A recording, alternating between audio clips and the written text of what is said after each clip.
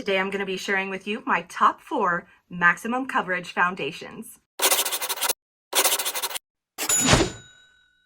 The first foundation we're going to talk about is actually one that I'm wearing today. I featured it in a short video called Kim Kardashian Wears This Foundation, and of course I will link that video along with all the videos I use today down below. But it's not just a favorite of Kim Kardashian, it's actually a Hollywood movie set, TV set favorite. This is the Blasco Ultrabase, and it's a staple for makeup artists on set because even in high definition, this looks so smooth and natural on the skin. Now, you don't have to wear this one as a full coverage foundation, and in fact, I highly suggest that you start by building this up in very thin layers. The beautiful thing about this one is that you can just keep building to a maximum coverage and it never gets cakey. Now, one thing I will caution you on is that if you have oily skin, or even if you just use a hydrating primer underneath like I do, that around the 8-hour mark, you might start to get a little bit of separation if you're using this as a very full coverage foundation, which I like to do. It's nothing that a little press and roll can't fix, but just make sure the first time you wear it that you check in the mirror a few times throughout the day to see how it's reacting with your skin and with your skincare. Next up is a foundation that absolutely shocked me when I tried it. It's the Estée Lauder Double Wear Maximum Cover Camouflage Makeup for Face and Body, and I featured it in my Film Star Foundation series. I discovered this when I was watching the TV show Westworld, where actress Evan Rachel Wood plays a robot who's supposed to look like a human, so her character has to have the most flawless skin. And when I watched the first episode, I could not stop staring at her skin and decided to research and make a video sharing all the secrets of how they gave her such flawless skin. So before I tried it, I thought it was going to be very thick and have a creamy feeling to it, but it was the total opposite. It actually feels very light and thin and has a slippery, smooth, airy type feel to it.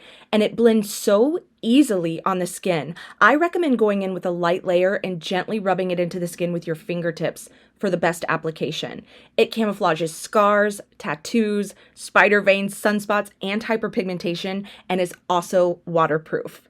It comes in 15 shades and costs $49 US. But keep in mind that as with most of these full coverage formulas, a little bit goes a very long way, so this tube should last for quite a while. Next up is a drugstore foundation that is especially good for oily to normal skin types. However, if you have dry skin, you can use this one. It just needs a little bit of finessing. It's the Maybelline Superstay Full Coverage Foundation.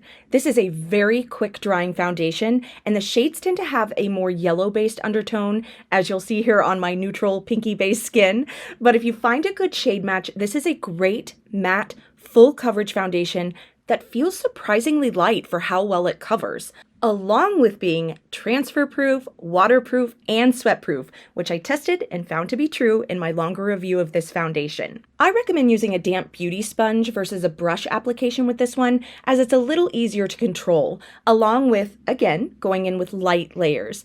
About 2 layers is what this one takes to leave me within maximum coverage, but a non-cakey finish. I do want to warn you though, if you have a drier or more textured under eye area, I would not recommend going all the way up with the foundation to the bottom lashes with this one. I would just use your concealer there. This one comes in 24 shades, and at around $13 US, this one comes in as our most affordable maximum coverage option.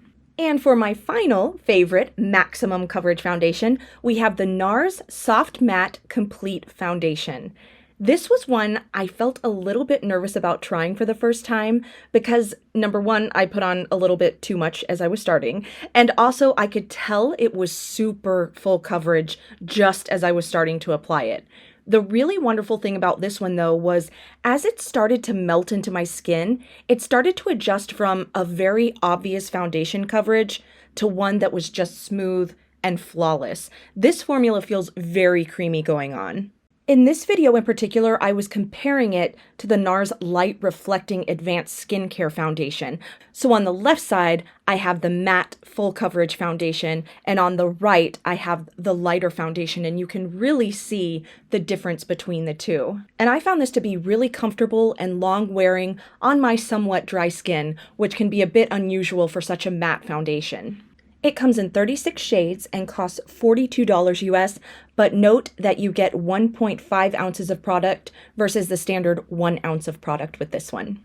When you're wearing a full coverage foundation, the benefit, of course, is that you get this smooth, poreless, almost doll-like finish to your skin. The downside is there's nothing we can do about texture because it won't cover texture, and sometimes it can even enhance texture the more coverage that you're using with a foundation. And maximum coverage foundations, no matter how amazing they are just not going to look like bare skin. Some of the things we can do to make maximum coverage look a little more natural is we can make sure to get an exact color match as close as possible to our natural skin color. Make sure that we always take it down the neck and even down the chest a little bit if we need to.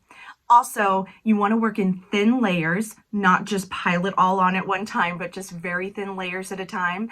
And then make sure if you're going to use powder, I suggest if you're really dry and you don't need powder for a maximum coverage foundation, don't worry about it. But if you do use powder, use it very sparingly and just in the spots where you need it. And then of course, always finish off with a setting spray to kind of break up some of that makeup-y look.